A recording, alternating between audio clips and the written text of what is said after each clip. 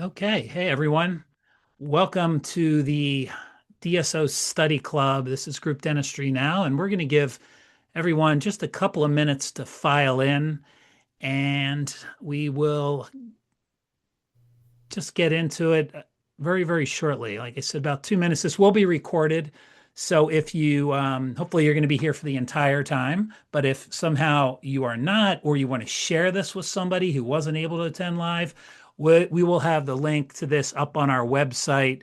And it'll be probably towards the end of the day, which we almost always already are on the East Coast, but by 5 Eastern, it'll be up on our website and then also on our YouTube channel as well. And if you happen to have any questions during the presentation, please just put them in the Q&A area.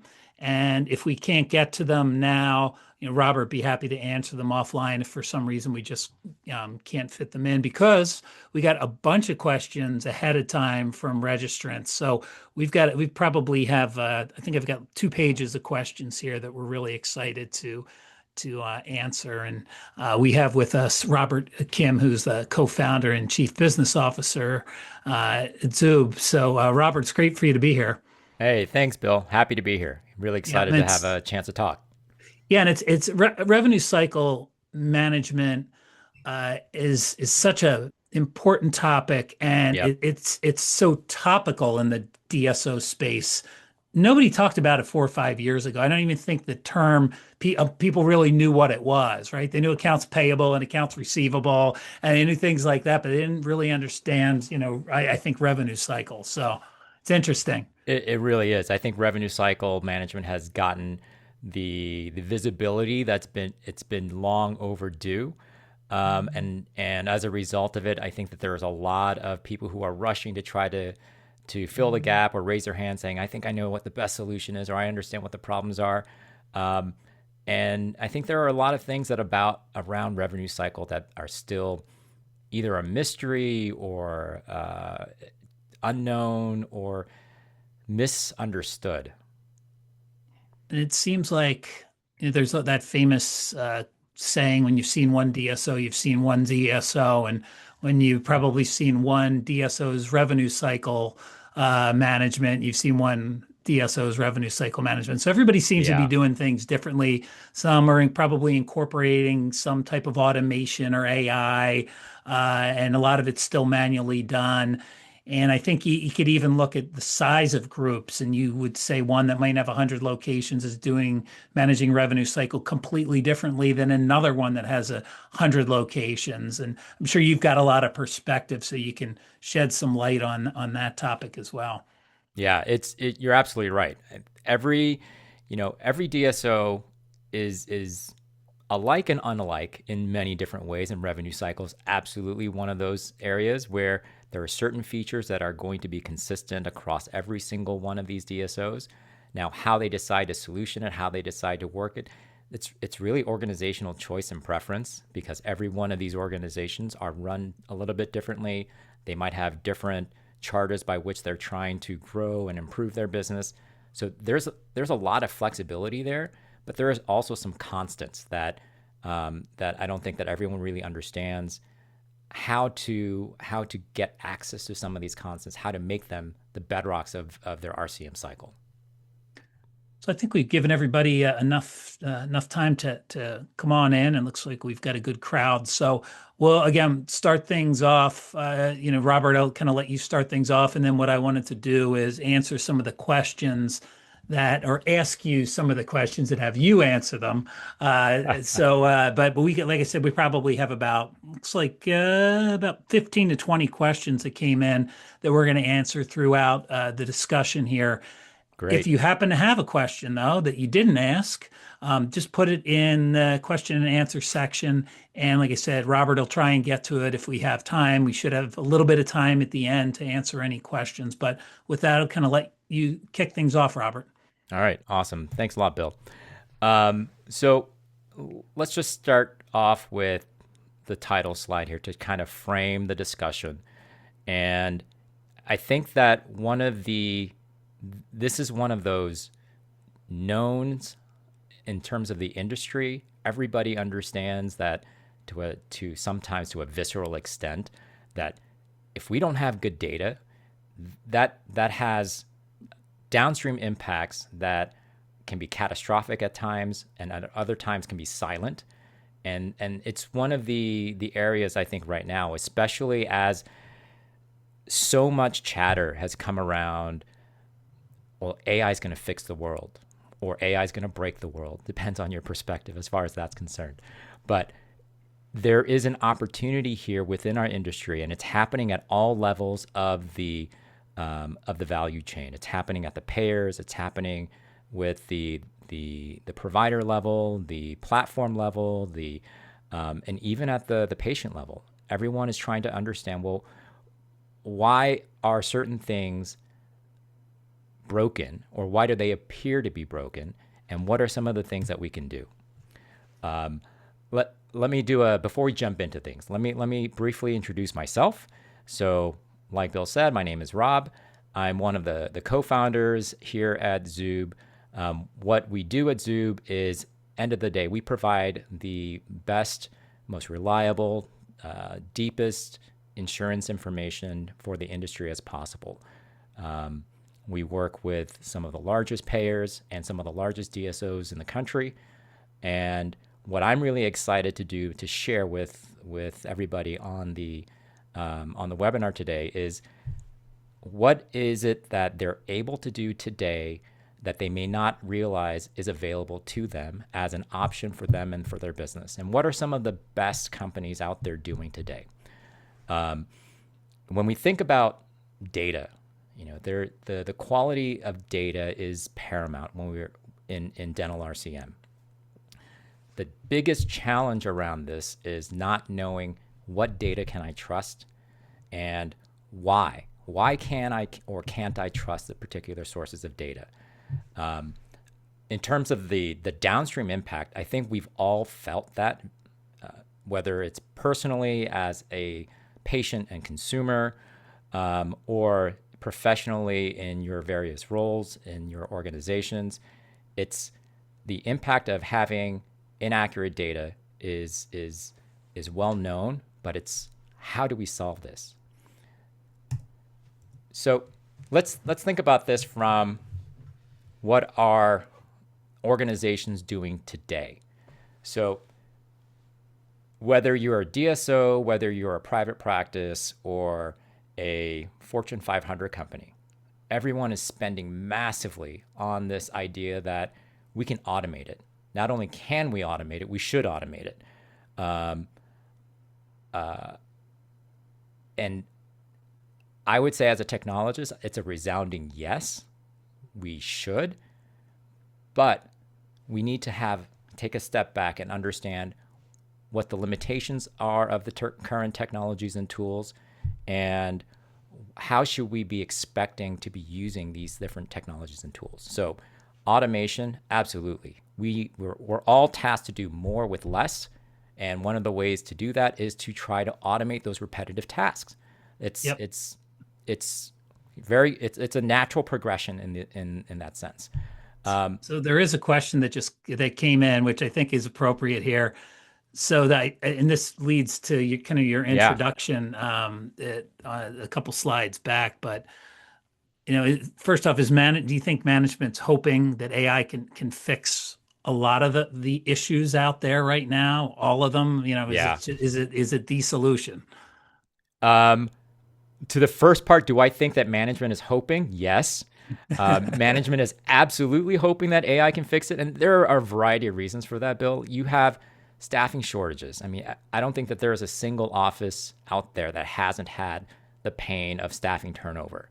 And it's getting more and more difficult to find not just people to fill in those gaps, but the quality of individuals that are necessary to fill the roles. And when they're faced with doing tasks that are mundane or mindless, and verification of insurance is one of those tasks, you would think, yeah, let's just throw AI at it. AI can do so many things, and it's true. It's amazing what AI can do, but it's also important for us to understand what AI cannot do. One of the things that makes AI very difficult is when things fall outside of the norm. So, handling exception cases, um, understanding specific domain language while it's getting better. There are various technologies that you can use to help an AI and shape the responses to so that it is specific for a given industry. It's still there are certain areas where I'm going to use that out of the box, isn't able to handle the workflow that's currently in the ecosystem. So we'll get into more of like what are some of the things that AI can do within the RCM cycle. But this is a very timely question, right? We're all being asked to do these things. AI is great for things like translations, reading through documents, summarizing things for us. It's great for automating repetitive tasks. And while we might think that insurance verification is a repetitive task, it is in the frequency that we have to do it. But when you think about the specific heuristics that we all use or that your staff uses to understand why a given payer might require a specific type of workflow or might interpret a disclaimer or a clause in a specific way. We do these things, these heuristics, we go through these hoops just like that. It's like walking. We don't even think about it. But for an AI to be able to do this on a consistent basis, they don't think about this as a heuristic. They look at this as pattern matching. So they're looking to match a pattern, but that pattern doesn't really exist from payer to payer. That pattern might exist for a payer, for a plan, for one other exception that only certain people in your office might know. It's these types of things that AI to this day just will not be able to solve, and those are the challenges that in adopting that technology. Now, one of the things that a lot of DSOs are doing is, well, then, how do we improve the overall process? Well, I need to have visibility. I need to have dashboards. I need to have analytics around this. And I want to centralize my RCM team because there are efficiencies of scale.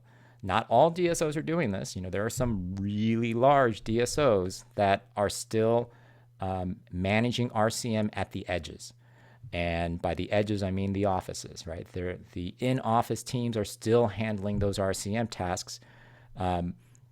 But how do we enable them to do more with less? I think this is really what I'm hoping to be able to share some knowledge around, and then also just to spur on the conversation. I'm not going to sit here and say that I have all the answers, because I absolutely do not. But I think that these are some really valid questions that we hear from our clients on a daily basis. I've got a couple other Oh, questions sure. there. So I think you kind of addressed again, these are questions that came in from registrants. So we talked about when I think you answered when is AI automation of RCM appropriate, what it can do well, and some things that it really can't do Hmm. yet. Yeah. Maybe never, but at least not yet. What about eligibility on the code level, like things like including frequencies, age limits, and others? Is that something it still isn't able to do? So I think one of the challenges here with AI and insurance information is first on the accessibility of that data. There are a variety of different solutions out there that are attempting to get at the data, whether it's, hey, I'm going to create a voice agent. You've probably all heard this concept of agentic AI. Um, think of it as it's just another piece of an application that's going to go out and do a task, and these are these agents. So an agentic AI that's going to go and make a phone call, and I'm going to get the data that way. And it sounds great in theory. There are downstream impacts that are probably unintended, as well as not necessarily thought through. Like if you the pro of having an agentic AI make a phone call is that it never gets tired. It's always on, and it will be able to ask those questions especially the repetitive ones, and the first time as well as the millionth time in exactly the same way with the exact same amount of energy and fervor, and it will consistently do that. The challenge, though, is that the systems on the other side, so the payers, aren't built to be able to service those types of requests. And in fact, the payers don't want to service those types of requests. It's the reason why they build portals, or it's the reason why they built some other mechanisms by which they want to try to disseminate this information. So in that respect, no, they will not be able to do a good job. And as far as the code level data, to get access to code level data, whether it be on a portal or whatnot, is one hurdle. There are many challenges to that, portal by portal, payer by payer. But it's really about interpreting that data. And that's where I think that we're still several iterations away where before we can confidently say, I can take an off-the-shelf AI or even a finely tuned AI and bring back this information in a consistent way. And it's really that last part that is key. The consistency of AI responses just isn't quite there yet. And I think there's just one last question here, which is, I guess, a wishful thinking question or hopeful. Do you think AI or automation will actually get clinics to zero denials? If yes, when? Zero denials. I wish, but to get anything to perfection, I think is, I'm talking more as a technologist. A perfection is really, really hard. Can we get it to 99.999%? Absolutely. But there will always be those edge cases, and primarily because payers are payers. They have their own rule sets, and those rules can change. And sometimes there are even humans in the loop on the payer side. And anytime that you inject humans, there's always going to be opportunities for errors. So will we ever get to zero? No. But unfortunately, so I'm sorry for the person who asked, but can we get close? I think so. And if we take a look at the cycle, at the RCM cycle, there are a variety of different areas where AI can vastly improve the experience as well as the outcome. I'll just keep this up here as kind of a bit of a visual because I know that everyone here understands what this cycle is and how these various touch points can impact the ultimate outcome, right? We all want to get to a point where this outcome of the cash velocity on the far right, that we get there as quickly as we can, right? This is the goal. But when it comes to what are the different areas where we've typically focused, the focus has primarily been on the claim side, right? In trying to make sure that, hey, I need to make sure that I get paid. I need to make sure that it's what I expected. I'm going to place bodies and systems and resources towards reconciliation, towards chasing AR. It's almost like, if we were to draw an analogy to healthcare, it's almost like focusing only on treating the symptom and not the root cause. So it's like, hey, I'm constantly going to treat these cavities, as opposed to telling my patient, maybe you should stop eating a pound of candy a day or brushing your teeth more often. But I'm going to keep treating these cavities, or removing stains from a chronic smoker. You can take care of it, you can address the issue, but what's the underlying root cause? And there's a cascade of things where things can go wrong, and it's understanding and accepting that, okay, we see that the critical input here is really going to be on the data quality, and that anything that is downstream of that ultimate claim, anything that we can do there to get in front of that is going to pay dividends down the road. Question that I think is relevant here. Common blind spots DSOs have when assessing whether insurance verification accuracy is driving their denials. Um, whether the insurance, that's a great question. Whether the insurance verification is driving or affecting their denials. Um, there is a ton of data out there, and I think we've got a slide later on that addresses a little bit of this around the average percentage of denials that can be attributed directly to insurance verification accuracy, but specifically around a given organization's accuracy. I think that, first of all, it's understanding that there is a solution. I think a lot of DSOs and organizations, even at the solo practitioner level, they kind of throw up their hands and go, yeah, it just is the way it is. How can we control? What power do we have to change the outcome of a claim? Because ultimately, the adjudication of a claim happens downstream, right? It happens at the payer level. So I have no influence. I have no ability to change that particular outcome. I think, first of all, that's that mindset. So if we refuse to accept that mindset, that you have no agency in the ultimate outcome of a claim, that's step one. And then step two is saying, okay, I don't want to chase the outcome. I want to make an impact on the actual inputs to the system. At that point, then now you have to look upstream and say, well, what are the root causes that are driving that outcome where I feel compelled to chase these claims? I think that it's that mindset that we first need to overcome to be able to cure that blind spot. I see a comment, maybe not so much a question that came in. AI's core competency is impacted by the practice's poor information in the PMS. So I guess that's right. If you've got bad information in your PMS, AI is not really going to help. Absolutely. I mean, it's that classic challenge of garbage in, garbage out, right?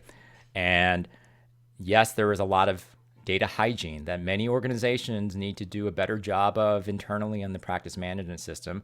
Sometimes it's actually not the organization's fault. Sometimes the practice management system doesn't make it as easy, as efficient as it should to help the organizations perform that kind of data hygiene. We have had many discussions with some of the largest practice management systems that are out there, and the only thing that I can kind of give as a glimmer of hope around this is that they hear that this is an issue, and I think that every one of the PMS systems out there that we've talked to, they have their own approach on how they hope to be able to solve this issue. Ultimately, our goal is to help to partner with them to make the best data possible available to you and to your organizations, whether that's through the practice management system or other third parties. Because to that point, if you can't trust your upstream information, then that has a cascading effect. It has a ripple effect downstream. So when we think about, well, what's so hard about this whole process, and how does it break down when the data is unreliable? If anyone on your team, and because we have to rely on our teams, and it's really a fine-oiled machine, if they don't trust the information that they are seeing or that they're receiving, then that causes that smooth running machine to stop. It stops right in its tracks because now all of a sudden they feel compelled for the right reasons, right? It's trying to make sure that the data that they're getting is as accurate as possible because they understand the downstream impacts in the RCM cycle. So they want to make sure that the data is as accurate as possible. The minute that you've lost that trust with that team, now they have uncertainty into their workflow. So they may not trust the tool or the process that you've created. And because of that lack of trust, now they've added this intermittent additional work where they feel, you know what, I'm going to have to double check. I'm going to go to that portal or I'm going to make that phone call. And now that's adding some additional mistrust. That then also cascades down to the conversations that they might have with the patients or the decisions that they decide to make in treatment options for that particular patient. And then ultimately, all of this uncertainty around data quality, that goes all the way down to AR and collections. It's going to impact both the amount that ends up in AR, and we all know that when the patient walks out that door, the probability of being able to collect now plummets, right? So then now that increases your collections there. So earlier on, there was a question around how much does eligibility and benefit issues impact ultimate claim denials. So the industry data that we see is that about 20 to 30% of all denied claims are directly attributed to eligibility and benefit issues. And let's carve out medical necessity. Medical necessity is its own special and specific denial reason. This is just simple eligibility and benefits. So for example, you got the age limitation information wrong, or there was a downgrade that you weren't aware of, or there was history that was associated with a particular patient that you weren't made aware of. These simple things that if you had known upstream, you would never have made that claim, or you would never have tried to book revenue against that insurance estimate or the insurance reimbursement, and you would have been able to pass that off to the patient before they walked out that door, set that expectation, and remove the risk on collections and AR. That's 20 to 30%. If you could think about like what would 20 to 30% impact, how would that impact my office, my practice, my organization? I don't think that there's anyone on this call that would be like, no, we can just we're fine without that 20 to 30%, right? The other side of this is that you're going to extend your AR. Anytime that you have a denial in a claim, even if it's for a legitimate reason, it's going to take longer to resolve. And then finally, your staff this is the worst job, to have to try to chase claims, to have to try to find out what the verification data is, to re-verify a particular patient. This is just mind-numbing work that nobody wants to do. So now you're jeopardizing your staff. You're jeopardizing their ability to retain staff, to keep them motivated, and more importantly, focused on doing that things that are more patient-related, that are more revenue-generating, as opposed to doing minutia here. Yeah, and this actually answers a couple of the questions that came in. I don't know if you want to talk any more to these, but these are two specific questions that came in from registrants. One was, how can a DSO quantify the value of automating insurance verification? I think you've done a really good job just with this exact slide. And then the other was, how should leaders start to quantify whether verification is actually the root cause of their downstream issues? So I think this is really relevant to what people are wondering in the audience. Yeah, it's a first, let me just set the stage by saying, like, this is a very common question that we get asked on a regular basis by our clients, and sometimes clients come to us with some of the data in hand and asking us the question of, okay, we understand what the problem is, and we believe that we have an idea of what that solution is. So what is that problem?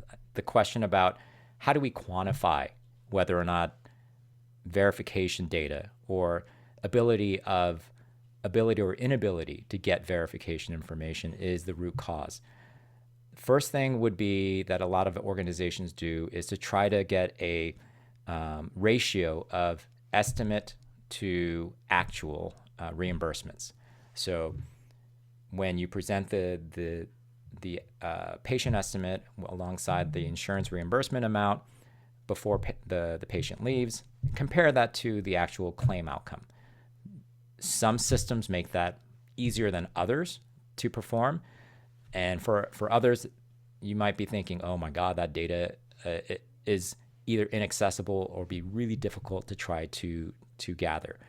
That said, there are very many, a lot of industry benchmarks around this. Somewhere around 60 to 70% of estimates to actuals is the industry average, which is really bad. And if you think about it, that organizationally, most organizations are only able to estimate to about 60 to 70%. Now, this also includes factoring in denials, where those denials that were unplanned for, but end of the day, it's the industry does a really bad job at being able to estimate. And I think part of the problem is, why are offices subjugated with the role and the responsibility of making those estimates?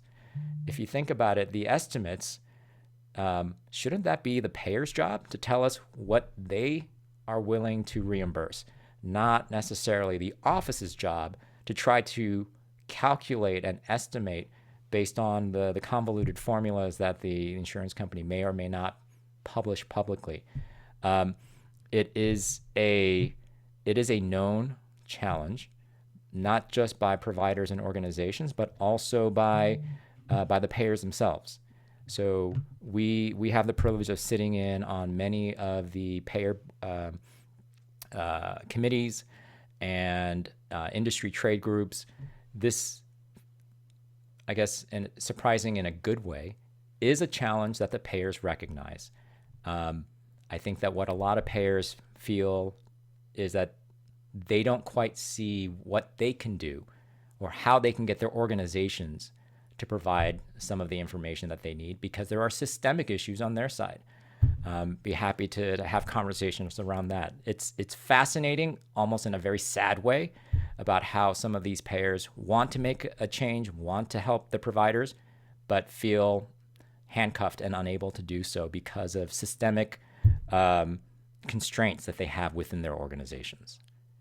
I think that addresses the point that somebody just made here, or more of a question. Do you see certain payers as the biggest issue or blocker within this process, or is it an industry issue?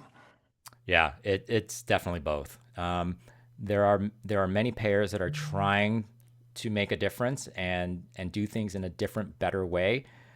There is no industry standard, and in lieu of that, I think that what we have, and when I say we, technology providers, and then specifically us at Zuub, what we are trying to do is provide transparency into the data that providers need in order to be able to execute on what you're trying to do, and that's deliver best patient care, and providing that expectation to the patient of what their financial responsibility is.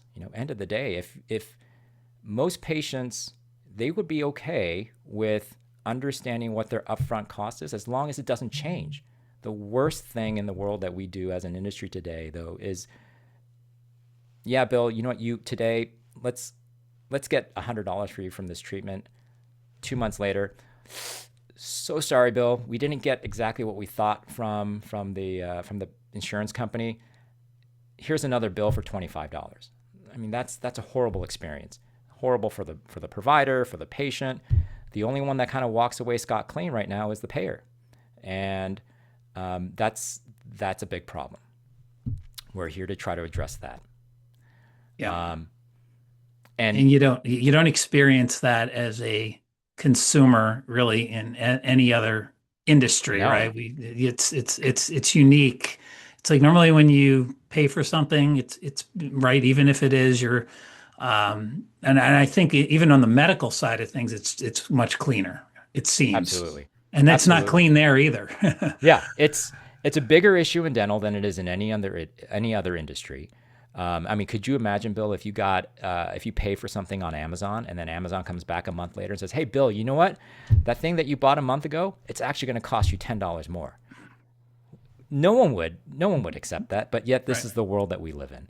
Um, it's something that we at Zuub are working very hard every single day. It is one of the core things that we have that drives us is to get to the point where we can provide providers and offices and practices the sense of security and confidence in the estimate that they provide to their patients, because when we look at this, and this is actually timely for this slide, if you look at what can and can't we automate, automation is wonderful at removing manual tasks. I'm going to say that over and over again. It's wonderful at removing manual tasks, but just by saying I can check the box that I've automated this process, it doesn't guarantee accuracy. Accuracy is a very different standard than automating a process. What do I mean here? So, as a human being, I have this mindset that, hey, I'm going to do this task. And you know what? If I make a mistake, it's okay because I'm human, right? It's okay. I can accept it because I'm the one that's doing it. I am controlling that process. I'm okay with making a mistake every now and then. I understand the impact. If I pay someone else to do it, let's say it's an outsourcing organization, and I'm paying someone else to do it. There are still humans that are in the loop there, but I just don't have to deal with it. I have a higher standard of expectation because I'm paying for it. If you think about it from the standpoint, well, my staff, I'm still paying for my staff, yet I'm tolerating mistakes from my staff because they're my staff. But if I outsource it, then my tolerance now decreases. But I might still tolerate a little bit here and there. As soon as we say that something is automated and that we're going to do things automatically, the interesting thing about human psychology is that we say we cannot tolerate a mistake. If you're going to automate something for me, it better work 100% of the time. So it's that change in the standard. So automating something doesn't mean that you're just going to go out and grab something and then present it to the end user and be like, "Yep, I can wipe my hands clean because I've automated this process." That's not correct. I think that the hallmark that we have to, the standard that we have to try to drive to here is that, can you trust your data to the point where you're willing to guarantee a patient's responsibility before you've submitted that claim? And if you can't feel that level of certainty today, that the data that you're receiving is accurate to the point where you can guarantee that patient, then I think that there's a question that you have to say, because automation has to meet that level, that standard. And if it doesn't, then we're doing something wrong. So the automation trap here is that automation will make things faster, without a doubt. But you can make something faster, and if you're not doing it accurately or better, then you're just making that problem faster and it's snowballing on top of itself. So what are some of the realities we have in the industry today? There is this heavy reliance on intermediaries. And what do I mean by those intermediaries? So for a long time in the industry, we had this dependency on clearinghouses to provide electronic, I'm not going to even say automated, it's electronic verification information. And the reason why it worked well initially was because when it was first created, this was to facilitate the quick understanding of, is a patient eligible or not eligible to be able to submit a claim. Has no information around plans, no information around history. That was where we started. And this was a nice to have facility that clearinghouses made available, because their role and in this ecosystem was to move transactions, move claims back and forth between the provider and the payer. not to deliver standardized insurance information. And it's that standardization that I'm going to harp on, because that's what we do in the office. We humans, we take that information that we see on a portal or that we hear on the phone, and we standardize it, and then we enter that into the practice management system so that it can pop out an estimate of service, an estimate of reimbursement. There is enough variability from payer to payer to payer. Why they do that's above my pay grade. But there is a lack of standardization of what a payer decides to, how they decide to describe the rules that they will operate under. Meanwhile, practice management systems have no variability on how they expect those rules to be entered. Right? So you've got these two opposing systems, and that lack of standardization has required humans to be in the loop for a very, very long time. They go to a portal, they log in, and they attempt to try to put this information as diligently, as quickly as possible into the practice management system. It's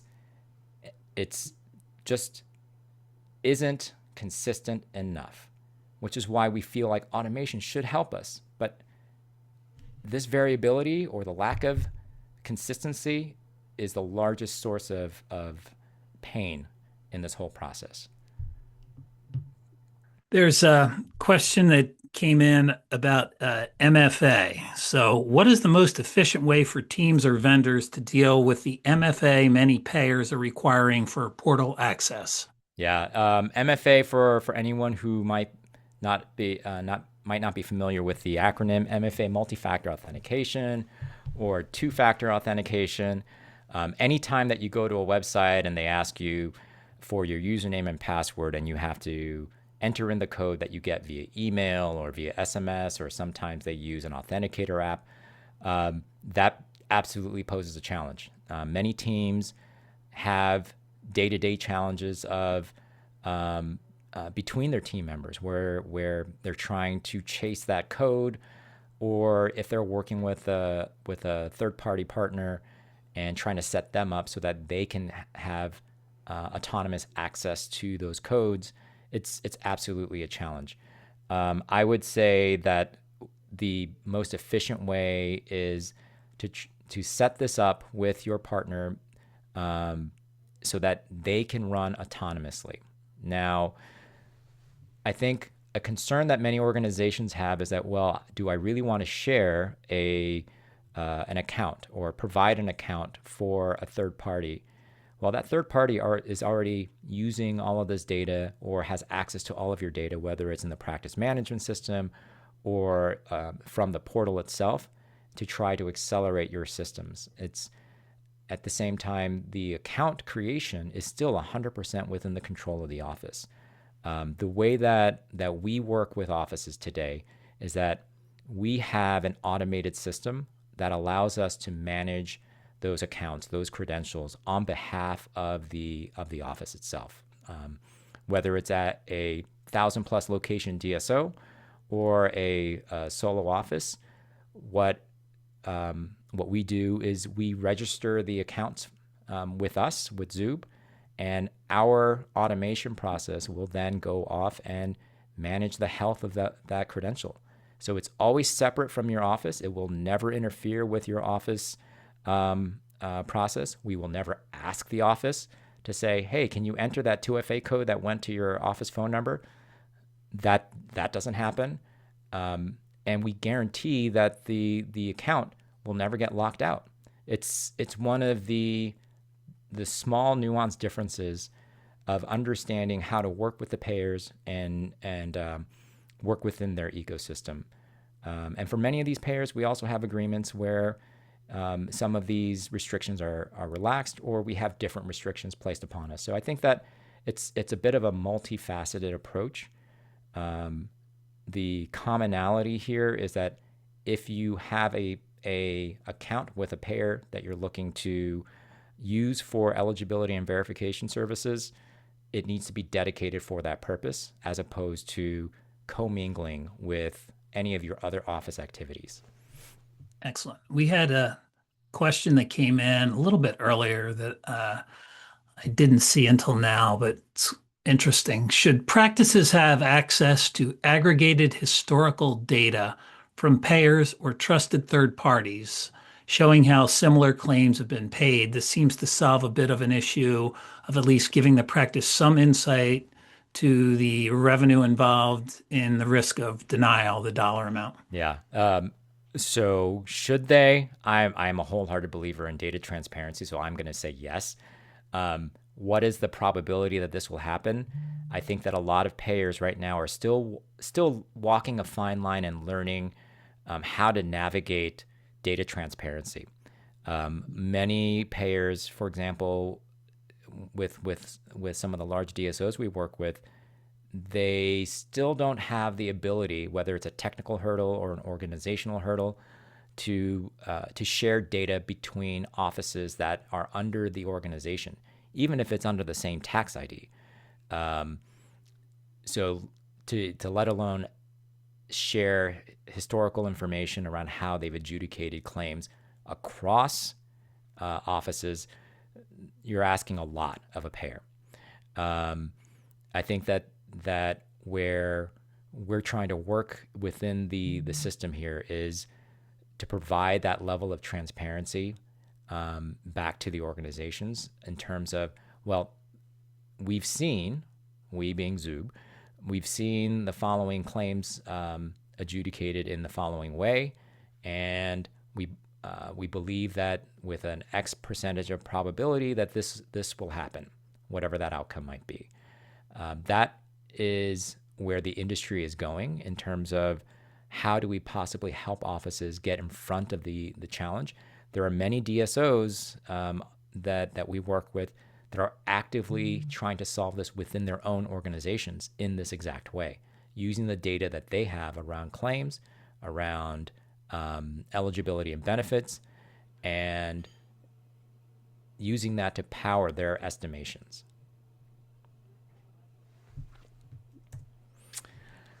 So let's delve a little bit into the data itself. Why is the data so different, and how can that data be interpreted in different ways? So what I've got up on the screen right now on the left-hand side is what EDI 271 responses look like. There's a lot more data underneath, but end of the day, it was never meant to be used by an end user. It was meant for systems to be able to say and interpret what's going on with a given patient's eligibility. And then, over the years, it's been backfilled to be extended to offer things like code-specific information, history data, and some payers have leveraged this to provide a really rich response on the EDI endpoint. But that's the inconsistency there, is that it's on a payer-by-payer basis. So if payer number one decides to put in 300 codes alongside all of the disclaimers and all the history associated with that particular patient, it is their option to do so. The EDI response supports it, but not every payer will provide that level of data. And the unfortunate reality is that the vast majority don't. And the reason why they don't is that they've since moved off of EDI to supporting their own portals, and it's their portals that tend to have that level of depth and breadth of data. So it becomes a dead end eventually. And EDI, it's great for quick responses, but one of the sad realities that we found after the fact with many of our payer discussions is we've sat in a room with them and said, hey, you know what? Can you help me understand why is it the case that sometimes, a very small fraction of the time, and we can't quite figure out why, but it's something on the order of like 5 to 6% of the time, your EDI response, just in terms of activeness, can be different from what you have on the portal.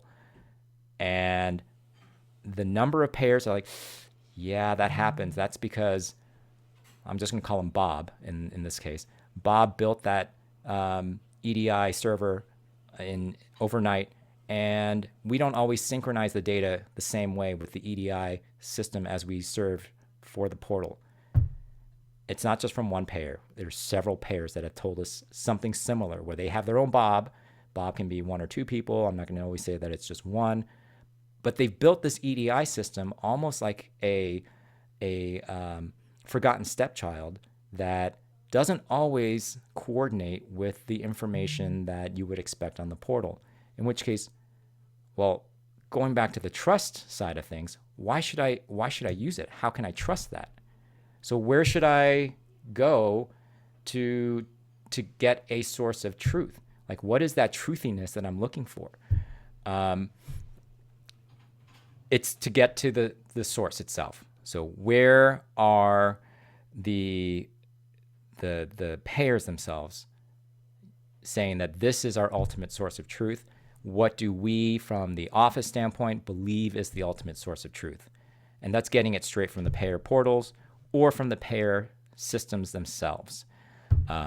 One of the unique differences at Zuub is that we have built those relationships with those payers. We work directly with 8 of the top 10 payers out there and work with them not just to try to say, hey, can you please give us the data, but we work with them to try to say, hey, your providers need more data than what you're providing today. Work with us to help you help them. Your benefit is you're going to have happier members. You're going to have less calls into your call center, and the benefit to the providers are obvious. They're going to be able to do their job without having to bother you. The second is you must normalize that data. That data is useless unless it is normalized and standardized in a way that works within your workflow and within your practice management system. One of the things that we hear on a regular basis from our platform partners, from our technology partners like practice management systems or other vendors, is that what makes the data useful is that they don't have to become experts in the domain. We provide them the data in the way that can be immediately plugged back into the practice management system. And it needs to be done consistently and needs to be done without fail. This is one of those mission critical applications. So what should we do? How do we know whether or not a given solution is going to work for us? It's do you get the same consistent data across locations, across plans, across payers? How efficient do my teams work? And as we start to scale, will that underlying data point, will it be a bedrock, or will it be like it's a building on top of a house of cards? What might work for you at 20 locations may not work for you at 50 or at 100. And it's to really understanding what are your strengths as an organization or in your technology. I think that while I stand behind what we built so far at Zuub and what we're doing in the industry, am I going to sit here and say that we are the only ones that can do this right? I believe that we are the best, but to say that we are the only ones, I think that would be a little bit too much of hubris on that side. So what can we do as an organization? Immediate action items. I'm going to leave this up, and Bill, happy to answer any additional questions from the audience and the participants after the fact. But do that audit, do that assessment within your organization. Think about what are we able to do today, what are our shortcomings, and let's be as brutally honest as possible. In terms of what you can do afterwards, it's what are the options? Who are the payers that make the most meaningful impact to our organization? And then let's go ahead and start to implement. And let's scale this out across the ecosystem, across payers. And, what is in our power as an industry, as as individual leaders and contributors within our organizations is that if we don't accept mediocre data, and if we decide to take an active stance at changing the inputs to the system, then that has leveraged cascading impact to the outcome of what we can do to our organization. So that's all I've got. There we go. Well, good. I want to make sure you have your contact info there. And I've got a couple other questions. And if anybody else has any, feel free to put them in. We've got about 5 minutes. So there was another one that came in, which was related to the question. Well, we've got a couple coming in here. Okay. Do you think you, Zuub, would be in a place to manage this type of aggregated data insights for DSOs? So that goes back to that question that came up about the historic data from payers or third parties. So I can only hint to the direction of where we're going as an organization, and that's to provide, yes, to provide this type of clarity, whether it's this specific data. Probably not in the way that it was asked earlier, but end of the day, what is it that we're trying to do with performing that chore of verifying insurance? It's to be able to feel confident in our ability to estimate reimbursement and patient responsibility. And it's that information that we are working to try to deliver to the organization and to the industry, as so that you can be confident that you know exactly how much you're going to get back, and how much you need to ask of the patient. This one just came in here as well. So the question is, in medical, it seems to be a lot easier to find an insurance when a patient has changed plans. So, in other words, I guess somebody's moving from one plan to another. Yeah. They say that it's easier in medical to do that, not so easy in dental. Any insights or knowledge on how you can do this better? This is absolutely a blind spot in dental. There isn't a central repository or service that allows you to understand and track a patient's participation in a given dental plan. It would require a consortium of data sharing between payers. There just isn't that level of transparency today. Okay, let's see a couple more here. This one, what have you seen from DSOs that impacts their RCM efforts the most? So the low-hanging fruit, I guess. What would be the easiest thing and make the most impact? Oh boy, that is a loaded question. That would completely depend on the organization. I think that for many organizations, it's understanding what works best for us. What are we trying to optimize for? You know, a DSO in theory is designed is there to try to get efficiencies of scale, right? So if that's what we're trying to do, if we're trying to make the organization more efficient, the operations of the organization more efficient, down to the atomic unit, which is that office, then something that's always boggled me is, it sounds like what you really are looking for is a little bit of a centralization of operations, centralization of functions that you can pull away and aggregate within a corporate center of excellence that allows those offices to run more efficiently. But what I'm still surprised to this day is a number of DSOs that elect not to do that.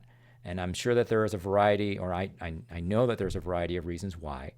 Everything from the charters that they have with the respective dentist owners to the organization's readiness to be able to do something like that.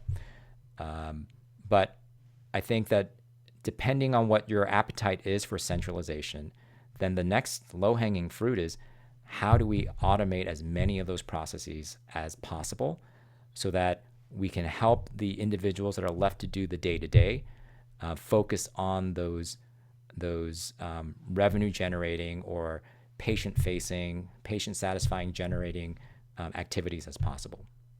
Excellent. And we are at the top of the hour, so perfect. We got to just about every question. So thanks so much, Robert Kim. Great job, and really insightful, and some great questions from the registrants. We really appreciate that. It makes this and we know we're on the right track with what you put together, Robert, for sure. And if you want to reach out to Robert or learn more about Zuub, you can go to their website. Super easy. It's zuub.com. And it's Robert's email is super easy as well. It's robert@zuub.com. And again, this recording will be up on the Group Dentistry Now website as well as our YouTube channel shortly. And we thank everybody that was able to join us. And thank you so much, Robert. Yeah, thank you, Bill.